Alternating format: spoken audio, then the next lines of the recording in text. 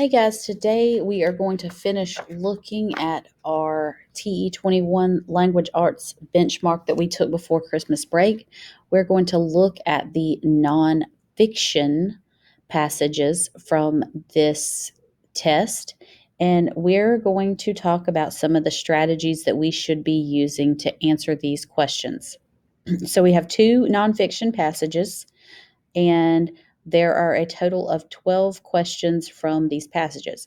Now, sometimes these questions are a little bit harder to answer than our fiction ones, but if we go back and check our passage for evidence, usually it is pretty easy to narrow down our answers, eliminate the wrong answers, and find the right one.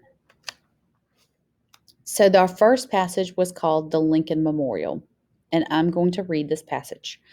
Abraham Lincoln was an important president. He led the country during the Civil War. There is a special building to remember him. It is in Washington, D.C. It is called the Lincoln Memorial.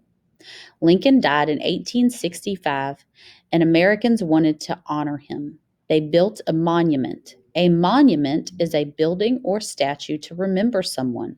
Unfortunately, the Civil War left America with very little money. The monument was put on hold. In 1914, construction began. In 1922, the memorial was finished. The Lincoln Memorial is about 80 feet tall. It is 188 feet long, and it has 36 columns. Columns are tall posts. Each column stands for a state. There were 36 states when Lincoln was president. There is a statue of Lincoln inside the memorial. The statue is 19 feet high. It was carved by Daniel Chester French. He created it out of marble. In 1963, Martin Luther King Jr. led a march in Washington, D.C. The march ended at the memorial. King gave a famous speech there. The Lincoln Memorial is a special place. It is where Americans remember Lincoln. Many people visit each year. There is a picture of the Lincoln Memorial on the back of the $5 bill. So if you look at this photograph, it has a caption that says the outside of the Lincoln Memorial. And this photograph says the caption says the statue of Abraham Lincoln inside the Lincoln Memorial. Now let's look at our first question from this passage. What is the central idea of the passage? Central idea is the same thing as main idea. It's what the passage is mostly about. So we've read this passage. Remember, you can usually find a lot of supporting details to support the central or the main idea. So let's look at our choices and see which one has the most supporting details. A, the Lincoln Memorial is 188 feet long. B, the Lincoln Memorial is on the back of the $5 bill. C, the Lincoln Memorial is a great place to give a speech. Or D, the Lincoln Memorial is a place to remember Abraham Lincoln. All right, remember we're looking for the central idea. Now, the memorial is 188 feet long. It does say that in the passage, but that would be a supporting detail. The Lincoln Memorial is on the back of the $5 bill. It also says that in the passage on the last paragraph, but that would be another detail from the passage. The Lincoln Memorial is a great place to give a speech. Now, it does talk about Martin Luther King Jr. giving a speech in front of the Lincoln Memorial, but that is not the central idea of the passage. You cannot find a lot of supporting details that would support that would be the central idea. But D, the Lincoln Memorial is a place to remember Abraham Lincoln. If you look at that, it talks about the beginning of the passage, talks about Abraham Lincoln being an important president, why he was important, that they wanted to build a special building to remember him. That then it starts explaining what the building looks like. And then it talks about the statue of Lincoln inside. And the last paragraph says the Lincoln Memorial is a special place. It is where Americans remember Lincoln. So the answer for the central idea of the passage would be D. The Lincoln Memorial is a place to remember Abraham Lincoln. All right, who made the statue in the Lincoln Memorial? So this is one that we need to go back and find our evidence. So if we go back and we look at paragraph 5, it says there is a statue of Lincoln inside the memorial. The statue is 19 feet high. It was carved by Daniel Chester French. So that is our evidence to answer this question. A. Daniel Chester French is the person that made the statue in the Lincoln Memorial. What does the word honor mean in paragraph 2? So let's go back to paragraph 2 and look at the word honor. But first let's look at our options. Does it mean A, find, B, remember, C, study, or D, visit? So let's go back to paragraph 2. Lincoln died in 1865 and Americans wanted to honor him. Okay, Americans wanted to find him? Well, that wouldn't make sense because he has already died, so we know that the Americans are not going to find him. Americans want to remember him. Americans want to study him, or Americans want to visit him.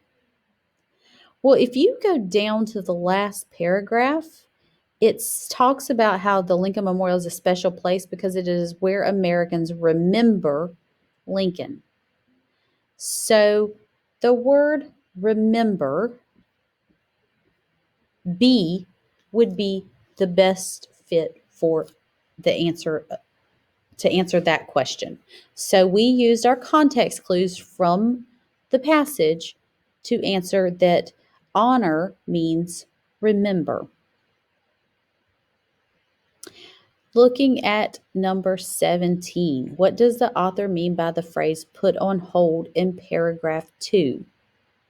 This is another one where we are going to use our context clues to figure out what a phrase means. Put on hold. So we're going to go to paragraph 2, but let's look at our options first. We have A, cleaned, B, finished, C, painted, or D, stopped. So let's go to paragraph 2. It says, unfortunately, the Civil War left America with very little money. The monument was put on hold. So, unfortunately, the Civil War left America with very little money. The monument was cleaned. Well, it hasn't been built yet, so we know that's not the answer. The monument was finished. Well, if America didn't have a lot of money, it probably was not finished yet. The monument was painted. It's not going to be painted because we know that they wanted to build the monument, but it hasn't been built yet. Or the monument was stopped. Well, using our context clues, the Civil War left America with very little money. And then after that, it says in 1914, construction began. So the best answer for number 17 would be D, stopped. Put on hold means that something was stopped. And you can go back and think about that. If you've heard that something has been put on hold, it is usually means stopped. Number 18 says, according to the passage, Why did Americans want to build a memorial for Abraham Lincoln? Let's look at our options real quick, and then we're going to go back and find our evidence to answer. He was an important president that led the country during the Civil War. He gave a famous speech to American people. He wanted to give people a nice place to visit in Washington, D.C., or he visited all 36 states while he was the American president.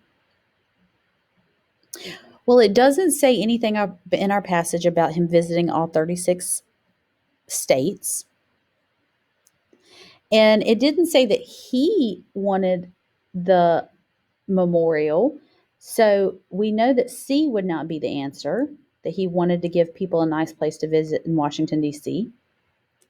He gave a famous speech to the American people, or he was an important president that led the country during the Civil War. So if we go back to our passage, we can see that it says in the first paragraph, Abraham Lincoln was an important president. He led the country during the Civil War. There is a special building to remember him in Washington, D.C. It is called the Lincoln Memorial.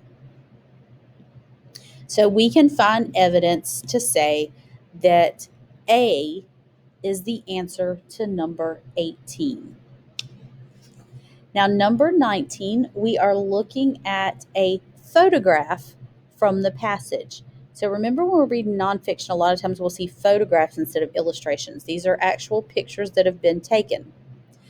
And it asks, what is shown in the photograph?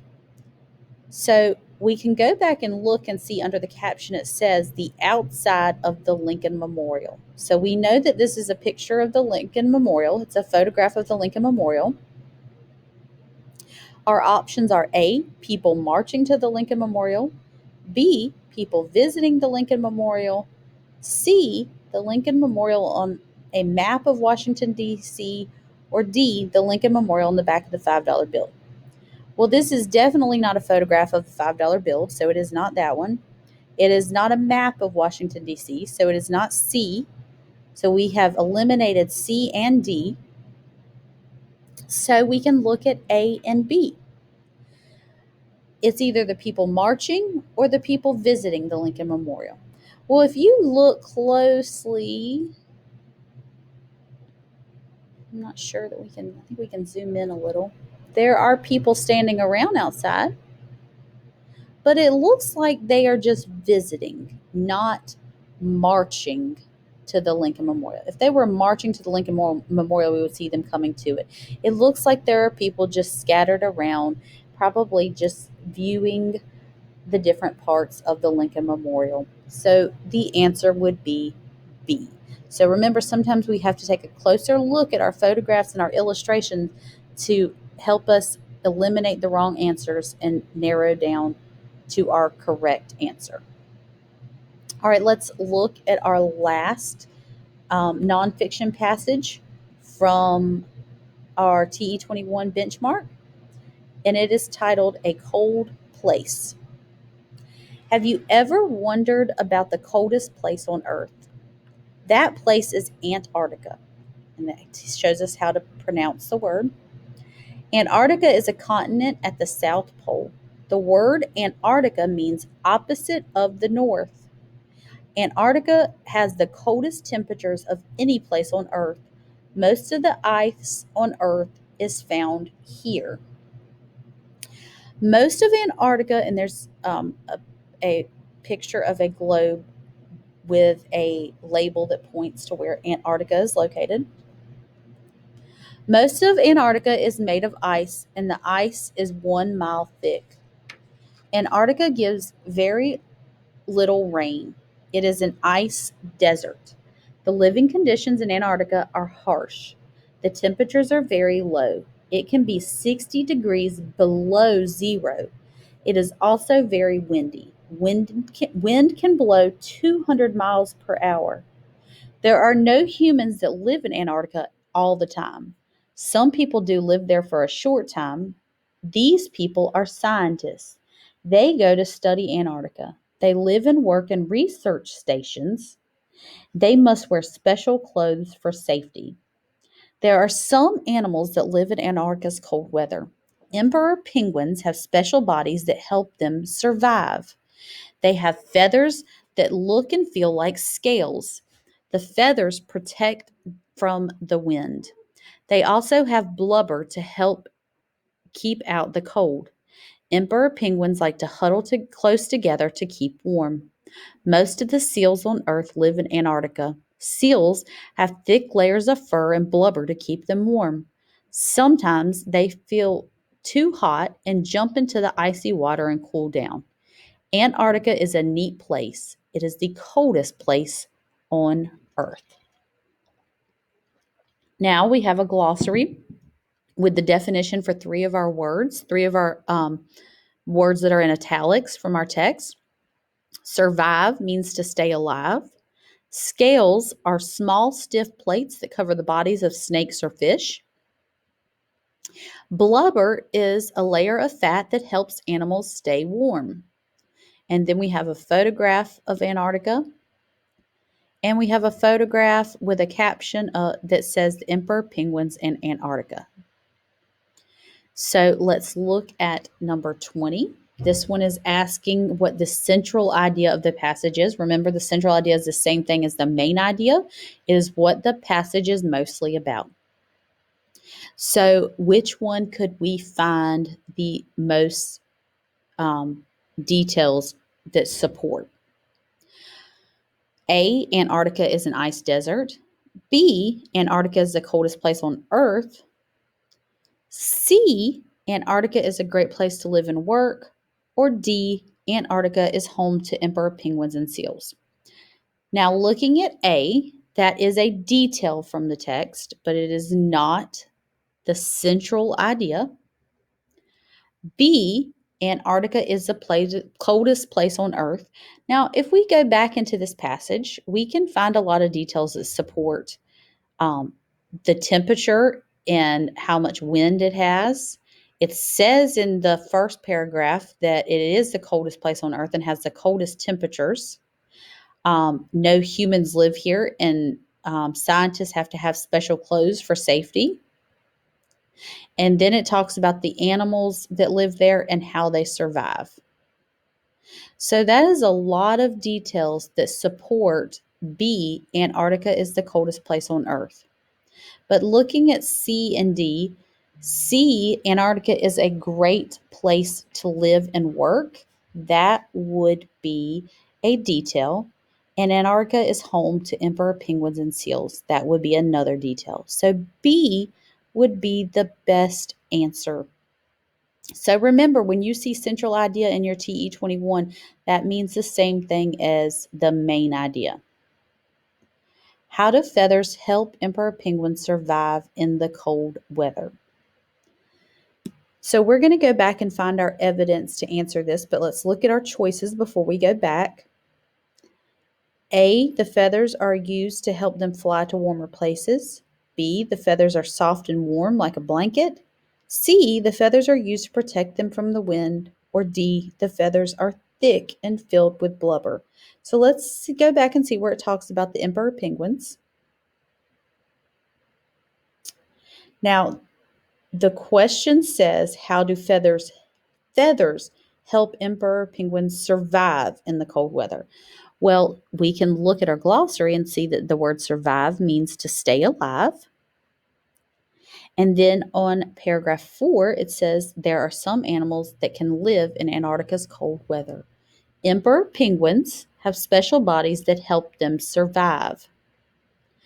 They have feathers that look and feel like scales. The feathers protect them from the wind. So that is our evidence that the answer is C, that the feathers protect them from the wind. What does the word harsh mean in paragraph 2? So this is when we're going to go back and use our context clues. Let's look at our choices. Does harsh mean cheerful and happy?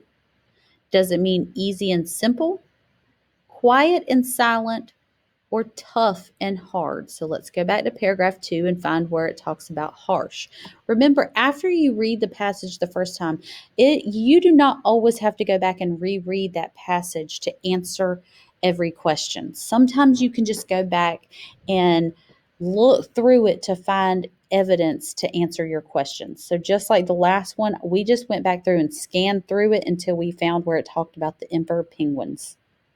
Now this one we're going to find the word harsh, and it already told us that it was in paragraph 2. So let's read paragraph 2. Most of Antarctica is made of ice, and the ice is 1 mile thick. Antarctica gets very little rain. It is an ice desert. The living conditions in Antarctica are harsh. The temperatures are very low. It can be 60 degrees below zero, and it is also very windy. Wind can blow 200 miles per hour. Okay, so let's imagine what 60 degrees below zero would be like. All of that ice, no rain, wind that is 200 miles per hour. That is stronger than most hurricanes that we've ever seen around here. So let's see. Our options are cheerful and happy. Well, 60 degrees below zero and 200 miles per hour wind, I would not think would make me cheerful and happy. So the living conditions in Antarctica are easy and simple. I would not think that much ice and cold would be easy and simple. Quiet and silent. 200 mile per hour wind would not be quiet or silent. And tough and hard. 60 degrees below zero, very windy, a lot of ice. People do not live there, and the scientists that do stay there sometimes have to wear special clothes for safety. So I would definitely say that based on my context clues, the word harsh means tough and hard. Number 23 says, according to the passage, how do scientists stay safe in Antarctica? Let's look at our options real quick. A, they wear special clothes. B, they only work during the daytime. C, they cover their bodies with blubber. Or D, they only go to Antarctica in the summer. So this is one that we need to go back and find our evidence. So let's look at where it talks about scientists. Paragraph 3 says that no humans live there. Some people live there for a short period of time, called scientists, and they study Antarctica. They live and work in research stations.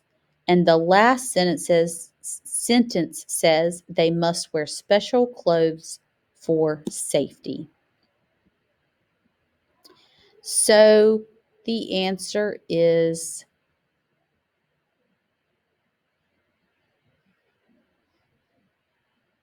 A. They must wear special clothes for safety. That is how scientists stay safe, by wearing special clothes. So B, C, and D, there is no evidence to support any of those answers. So it could not be any of those. All right, let's look at number 24. Which sentence from the passage explains where Antarctica is found?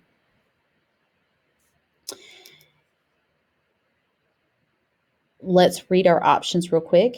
A, Antarctica is a continent at the South Pole. B, there are no humans that live in Antarctica all the time. C, there are some animals that can live in Antarctica's cold weather. Or D, Antarctica is a neat place. Now, we can find these sentences in our passage. We can find all of these sentences in our passage. But pay attention to the last part of this question. Which sentence explains where Antarctica is found? So let's go back.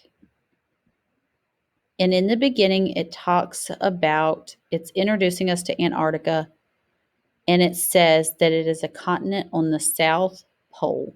So we have a picture of the globe with a label pointing to Antarctica, and it tells us that it's a continent on the South Pole. So our answer would be A. Explaining where Antarctica was found,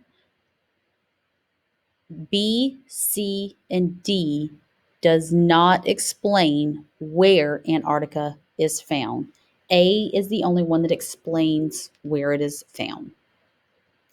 And our last question, how do seals stay warm in Antarctica? So let's go back to where it talks about seals. Most of the seals on Earth live in Antarctica. Seals have thick layers of fur and blubber to keep them warm. Let's look at our options. A, seals lie in the sun and heat their scales. B, seals use feathers to protect them from the wind. C, seals are covered in thick fur and blubber. Or D, seals dive in the water and swim. Now, it talks about emperor penguins having feathers that look like scales. It does not say that the seals lie in the sun or that they have scales. If we look at C or B, it does not say that seals have feathers. It says the emperor penguins have feathers. And if you look at D, seals dive in the water and swim. The passage says that they do this to cool down, not to stay warm. That is what we're looking for, how seals stay warm. So the answer would be C, that they are covered in thick fur and blubber. And we could go back and find our evidence. Seals have thick layers of fur and blubber to keep them warm. Okay, so today you are going to look at a fiction passage and answer some questions for TE21 for practice. You would just have one passage and a couple questions that I want you to spend time practice using these strategies to answer these questions.